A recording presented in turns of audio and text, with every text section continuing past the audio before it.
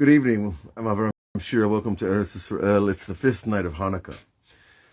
And in our series, we've reached a point where the world power of the time, the Greek Empire, which was dominated by Alexander and spread throughout the entire habitable world at the time, the nation of Greece was looking to influence all along the eastern side of the continent and all along the ocean with the Mediterranean, the Yam Gadol, and all the cultures there. And Israel was just one of the small little outposts in their massive empire. And they landed here, and they brought with them their wealth. And they brought with their language, their philosophy, their understanding, their money. And they slowly built and helped build up outposts into little towns. The villages became bigger towns, and the Jewish people prospered. And they was given a chance for them to make commerce with outside nations where they hadn't necessarily had that opportunity in many ways before. And the Greeks were putting on a very good face. You know, when Alexander got here, he was treated like a true prince and king. Children ran off to change their names to his name. Parents sent their kids to go fight in his battles and wars. You know, the Greek money was immediately accepted as proper currency, which is, as you can understand, an important thing. And I have a book from Rabbi Eliyahu Kitov. It's a famous book called the Book of Our Heritage. And in English, it's a wonderful resource to have in your house because you can look up any time in the Jewish calendar and find out what's going on. So here we are in Hanukkah. And the Rav has many paragraphs dealing with the situation that we've been talking about for several days now. And I wanted to read a little bit from the section entitled War Between Sanctity and Defilement. The war between the holy and the unholy. Which is a war that nowadays people don't even want to admit exists. But if I talk to the Arab guy who fixes my car, or the dentist, the Arab dentist that fixes my teeth, they're pretty clear that there really is a war, a spiritual war between nations, between ideologies that are expressed as Judaism or Islam. Other people don't like to frame it that way because it's uncomfortable. But we're not going to talk about that here. But understand that just because the American nation doesn't want to frame it as a holy war or an unholy war, the people that are fighting the war have no problem with that at all. It's a subterfuge and obfuscation to not recognize that very important point. That wars can be fought with guns and wars can be fought with words. And wars can be fought with pixels. Now, Rav Eliyahu Kitov writes, the war waged between the Hasmonaim, which is the Kohanim of that particular family, against Greek rule was not similar to a typical revolt of enslaved against their oppressors. It was not the regular oppressor-oppressee war. Had it been Israel's aim to seek only freedom, they were able to achieve full national freedom even under Greek dominion, which is a very interesting thing. They're going to allow us to have our own government and our own dominion, which is a fancy word for authority, while they're still dominating, right? Being here. Some play of language, some spin maybe. Pay attention. The Greeks made no designs upon their bodily freedom.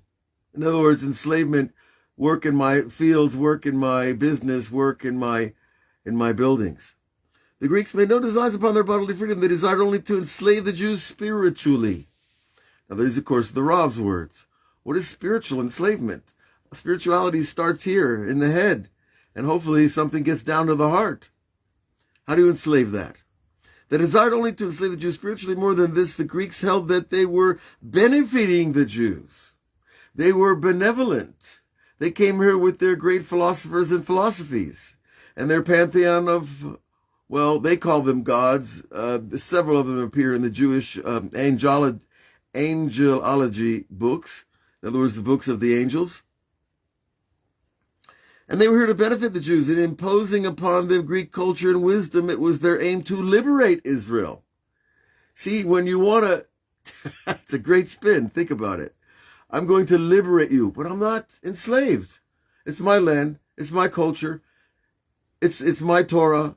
No. You don't understand. You're not liberated because you don't have our teaching and our wisdom and our science and our technology and our ability to conquer the world. So clearly you want to be like us, right? And what were they liberating Israel from? Superstition and old-fashionedness, backwardness, i.e., ancient religion, practices of Torah that go back all the way to Abraham and before, because Abraham was a receiver of the monotheistic tradition from Noah after the flood. And his students, his sons and their sons carried on the monotheistic tradition that was received from Methuselah and Hanoch and Lamech all the way back to Adam. See, people knew there was a one God. There was never a problem. It's just that we figured, well, if you could have one God and many also. Depends on which temple you go to, which stadium you like to play your game in. So they wanted to liberate from superstitiousness. Well, I guess if you learn, I know if you learn some of the sigulot of the Kabbalah, and that you do this and you get this, and this will fix this and this will fix that, it's going to sound pretty old-fashioned and superstitious until you understand the metaphysics behind it and the natural medicine behind a lot of what is prescribed and what is labeled name-calling superstitious. It used to be, 150 years ago, doctors attacked the first doctor that said you should wash your hands before you go to surgery. They didn't always wash their hands, doctors, when they went to operate on people. Now, of course, operation rooms were a little cruder than they are today, but they didn't always wash their hands. And one doctor discovered, well, this illness is being spread by our hands. All we got to do is wash our hands. And they turned on him big time. I don't remember his name. You can look it up. But so how did they do it? They said he's superstitious. You can't see the bugs and the germs that are running around on your fingertips after you stuck your hand in somebody's stomach. So you see, the name calling is a big part of the game. Pay attention. It's still a part of the game today. The other peoples living under Greek dominion willingly accepted Greek culture. There were many different peoples spread throughout this whole entire Mediterranean region. And they saw great light in the Greek wisdom. And among Israel, too, there were many whose spirit were captivated by the enchantments of Greece. Big buildings, temples, statues that were very well carved. When back in the day, we're spoiled. We expect perfect animation of every image that we want. You can replicate any image you want in a second, right? Well, back in the day, it took years and years to make one statue, if it was a good one. And people were wowed by it. How did you do that? How did you turn that rock into the David? Etc., etc. The Greeks wanted only to shed the spirit of culture upon Israel. It was benign. It was culture. We're spreading our advanced understanding of reality. Much more advanced than your understanding of the reality that you got from the old-fashioned guy with Moses who had horns on his head. The prophet who's had constant dialogue with God. Well, you know and I know that was probably made up. Heard that before? I have. Many times. But there were many, many Jews that were seduced by the Greek beauty, the Greek philosophy, the Greek attitude. And they weren't pulling their swords out and shooting arrows through people at this stage of the game. But when they were forcing their culture on Israel till the people of Israel would place their faith in man's strength. You see, it's not like they're coming out to fill you aware with their dogmatic metaphysical system. They're just telling you, exercise, build your muscles, become stronger. What's wrong with that? Nothing, right? We still exercise today. We work out. We can lift a little iron, but no, it's not the same when it's institutionalized into the gymnasium, and it becomes a way of life. It becomes a culture. And around that culture is also what you wear and the perfume you put on your body after you shower. And the people you hang out with after you shower and put on the perfume, if you know what I mean. But it was man's strength and his aesthetic sense, the sense of proportion and beauty in nature and in art. Well, what's wrong with that? Those are also things that we honor today. But when it's without a religious underpinning, without a foundation of understanding why we're here, what we're here to do, then culture starts to want to be the first chair in the row up on the stage. Put the rabbi in the back, you know. We know what he's got to say. We've heard it before. Let the comedian talk. Let the artist talk. Let the politician talk. But the rabbi, no, you know, it's always the same rap with the rabbi. Do tshuva, repent, and God will send you favors. It's such a gross simplification of what real Kabbalistic metaphysical understanding of the universe is. Now, if you have that, you can also appreciate physical sport and art and music. But it has to be in a framework of holiness. And if no framework means unholy. Now that's something also people don't like to hear. Wait a minute, if I don't have a framework of what's holy and what's unholy, then I automatically go to the unholy. That's too black and white for me, people will say. What about the middle ground? Well, that's exactly, this whole earth is called the middle ground in Kabbalah. It's called the klipat noga, the glowing shell. It's got the light of God, and it's got a dark center that surrounds the light, and it's a glowing. You see light, but it's also dark. That's this world. The entire human realm, the entire stage that we are in, the spiritual evolution of humanity, is still called Klipat Noga. We haven't had full revelation of God's light. And in the past, they had big revelations, and of course, they lost them. They lost that level.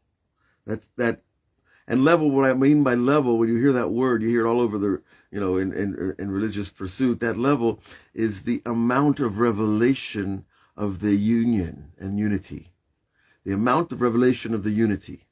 How much you see into the oneness.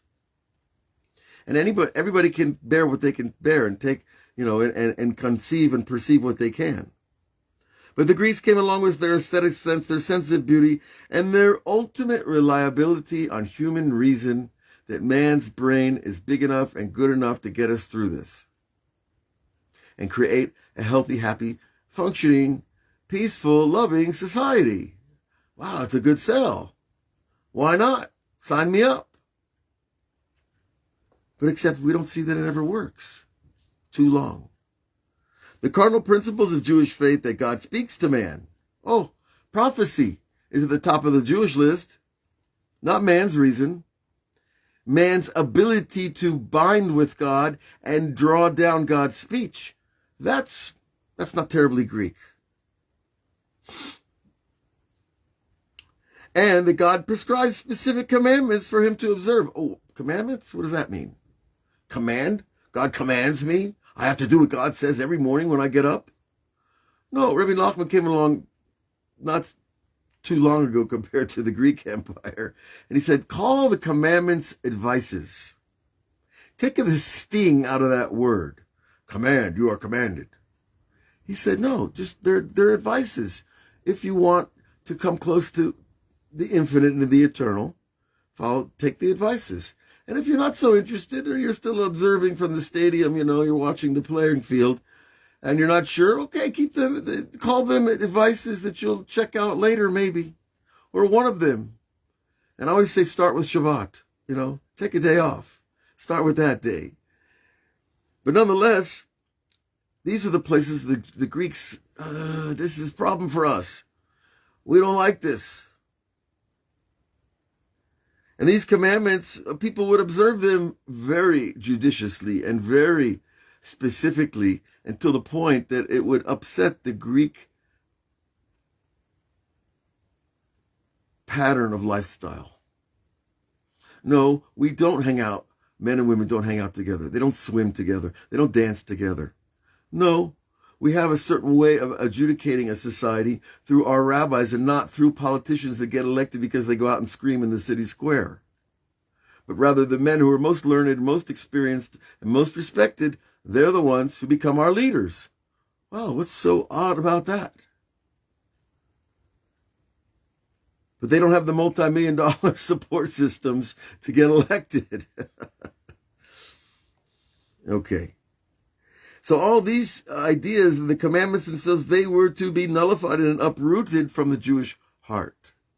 Heart is the place of loyalty, the place of connection, the place of covenant. Heart is the place where we get to be real with each other.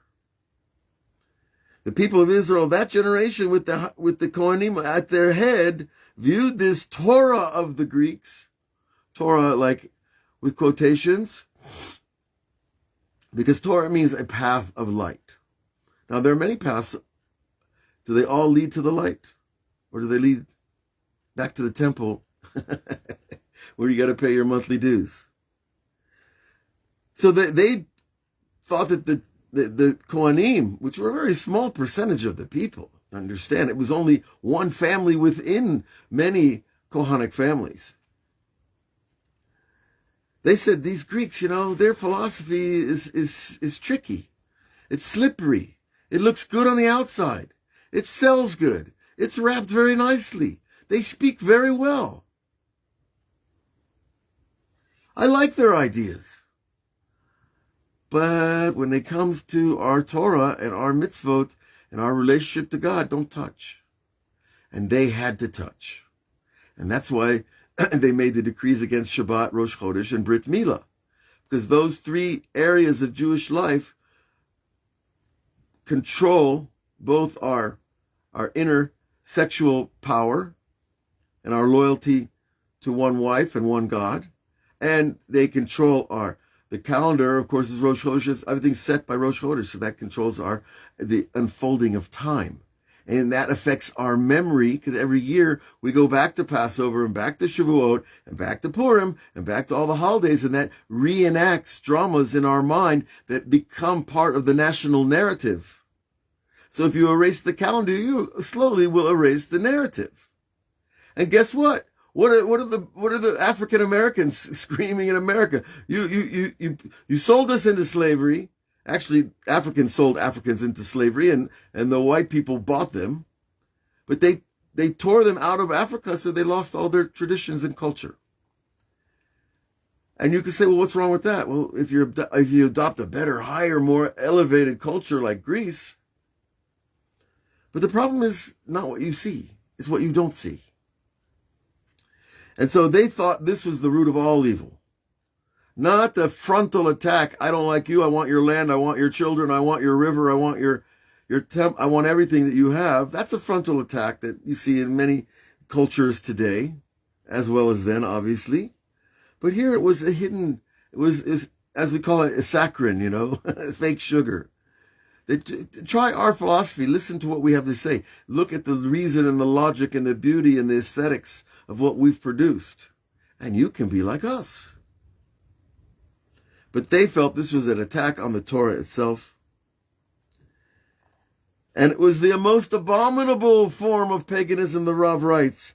All idolatry, turning something into a false source of power. There are people that worship coffee, right? Star and Buck, right? Well, they worship coffee because it gives them power. And it's all about getting some kind of getting of power. Okay? So we see here now, coffee, I like coffee, but I don't want to worship my cup of coffee. And I certainly don't want to cry if I can't get the type of coffee I want in the morning with the amount of sugar and hot milk, etc., etc. So, but all idolatry says are abomination, but when man himself makes himself into an idol, culture of stardom, rock star, rock idol, sports idol.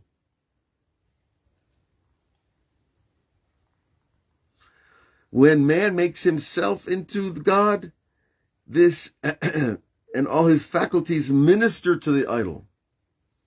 That means the person is totally absorbed in that person. What they eat, where they sleep, where they work, what they wear, what they name their children. It's called the cult of personality. and that cult has a bigger umbrella around it called the cult of celebrity. And all of this was behind the scenes. The simple Jewish farmers that lived here when the Greeks showed up, they didn't know about ancient Athens and Rome. Now, there were hachamim. There were rabbis that used to take ships, go across the sea, and visit the elders of Athens and have discussions. And it's recorded in the Talmud, and it's recorded in Josephus, and it's recorded in their books as well. However, the everyday Jew who lived on the land, who farmed, who raised his produce, he sent his kid to the local Talmud Torah. What did he know from all this fancy talk, this beautiful language, this uplifted attitude? And look, they're so benevolent, they're so nice, they don't kill us. Not killing us becomes the measure of their goodness. But making yourself into an idol, that's one of the 613 negative commandments that are in the 613 commandments of the Rambam. Right? 248 positive, 365 negative. Well, one of them is it's a sore for a person to make himself into an idol. Because you're going to be most idolized and worshipped, and you'll take a lot of people down with you. Now, Christianity has a lot of practice in this, but according to the scholars that I've read, Christian scholars, the latest, most popular theory is that really Constantine and his mother recreated Christianity in the Council of Nicaea 300 years after the story in the Beit HaMikdash where JC showed up and did a few miracles because he stole God's name. So, but 300 years later, Constantine needed to control the pagans of Rome and of the northern regions around him. And so he and his mother got smart. They said, well, if we create a religion that they already know the stories behind it, if we create a religion around it and they follow that, then they'll follow us and they'll listen to us. So JC was a necessary and appropriate character in the story that the Romans were trying to create to control the people. He was an actor out of the past 300 years ago. Do you remember any religious cult leader from 300 years ago?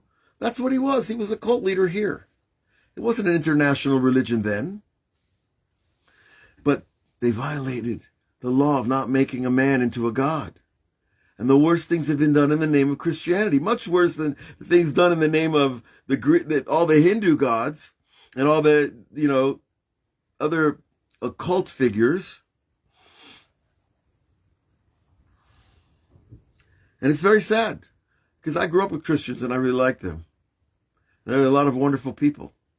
Really. But when they adopt somebody else's system of belief without investigation, well, we know what happens. And the Greeks, well, they had something to sell too. It wasn't monotheism. It was their pantheon of gods. Now, the gods, it's very interesting. I have right here in my office a list of names of angels. And guess what some of them are? Poseidon, Poseidon, Atlas. Atlas? Wait, aren't those the Greek gods? Oh, by the Jews, they're called angels. Now, I can tell you in a nutshell, this is something we could spend weeks talking about. But what happened, I believe, and the Greeks record it, is that somebody would be walking down a road and they'd see an angel. Now, if you were walking down an ancient road in Greece and you saw an angel, and it looked like Apollo, the god of war, you'd be on the ground in a second. You'd be on your face, right? You'd be like, whoa, what is this being of light that flies and talks? And that's how that's how a modern person would respond if you saw an angel. You would call it a god as fast as you could get the word out of your mouth. So that I believe that the Greeks and all the other ancient cultures would have moments where the angels would be revealed to them for God's purposes. Sometimes they would swear them off. In other words, there is a little known teaching that when God created the angels, he made them promise to do whatever man told them. Now, the angels didn't like this promise, but they had to abide by it because it was part of God's plan. And so the angels would come down and blow these people's minds, and they would turn it into a god. And that's why they build towers with statues in Greece, in ancient Greece. And for us, this is the little name of an angel, a book of angel names that you can call on if you're foolish enough. Okay, so that's a piece that really helps us bring kind of order and balance to what we're talking about. But when you take a human being and make him into God, well, then you're really in trouble. Because there's no coming back.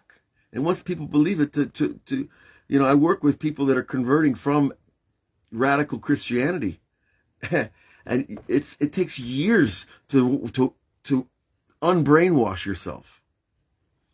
And this is what the Greeks were slowly doing to the Jews that weren't partly connected to the Mikdash in Jerusalem and the Kohanim. So there were really two nations emerging. The ones that followed the Greeks, though, and the ones that followed the ancient Kohanic families.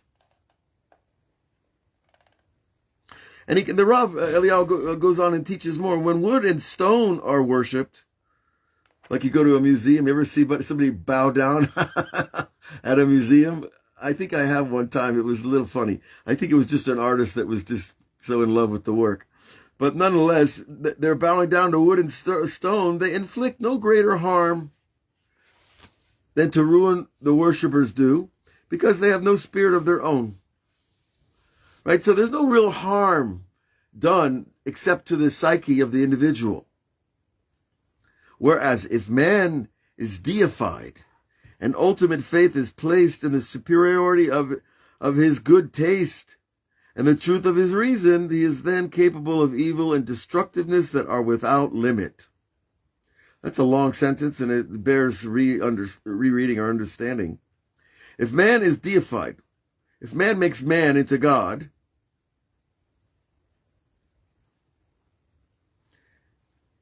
and man puts faith in that guy's reason, that guy's faith in him, that guy's intelligence, that guy's divine inspiration, that guy's ability to heal, that guy's ability to do miracles, and they abandon their own reasoning because he's so much smarter and more accomplished, and he drives a better car, of course.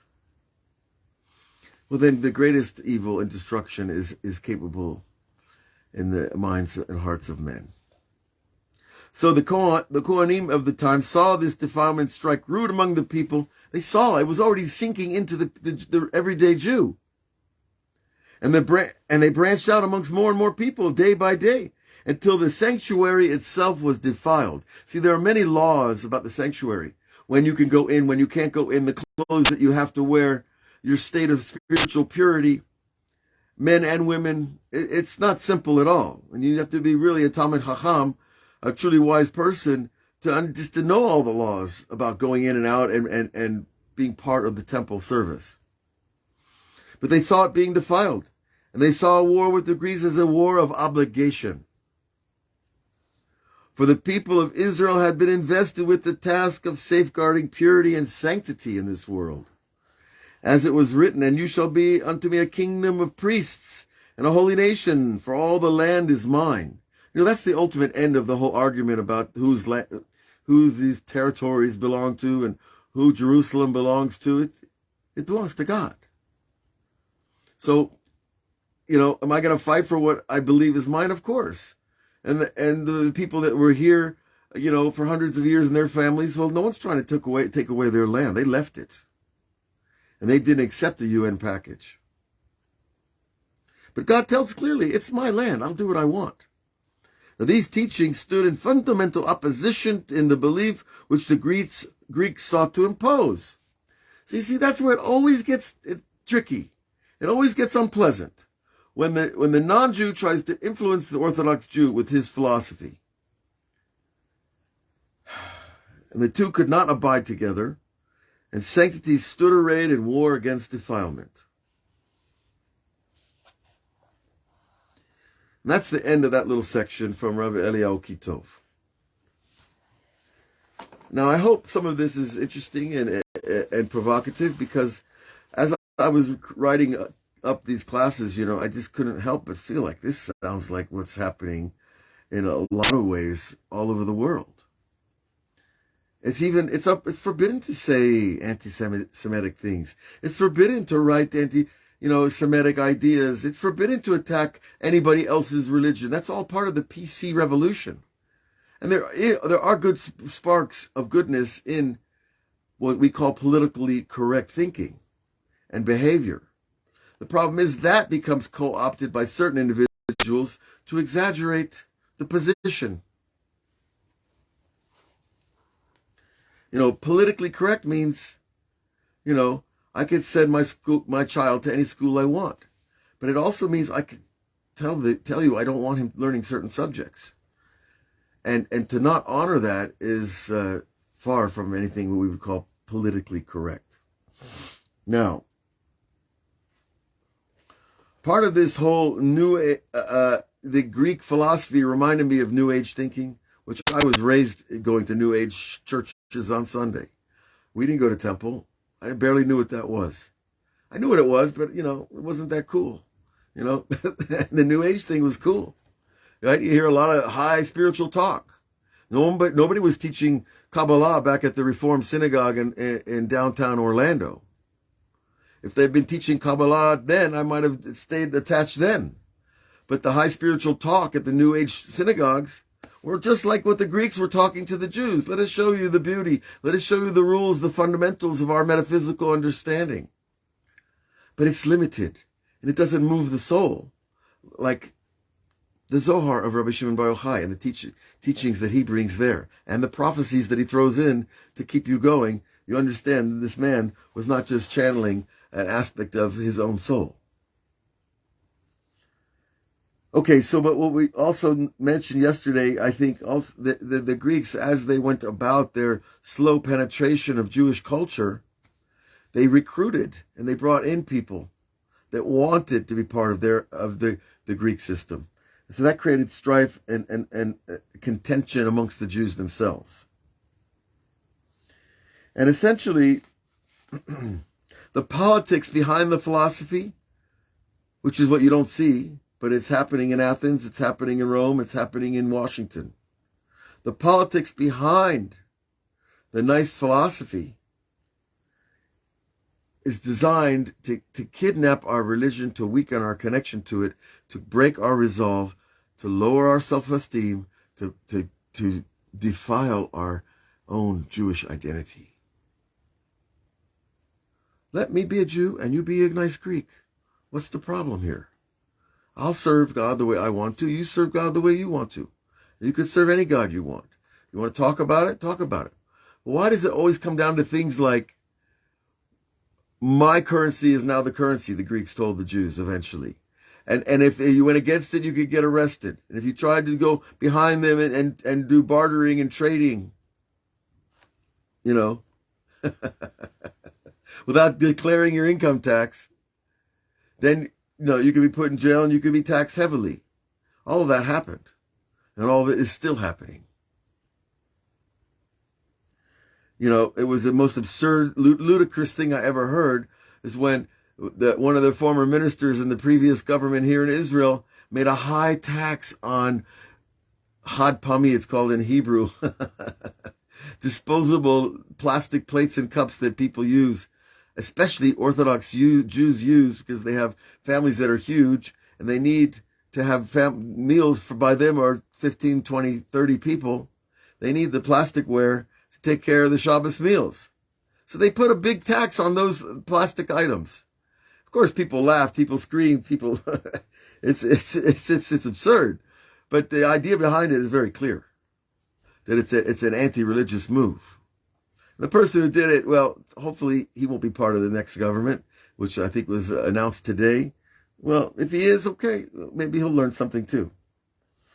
Now, the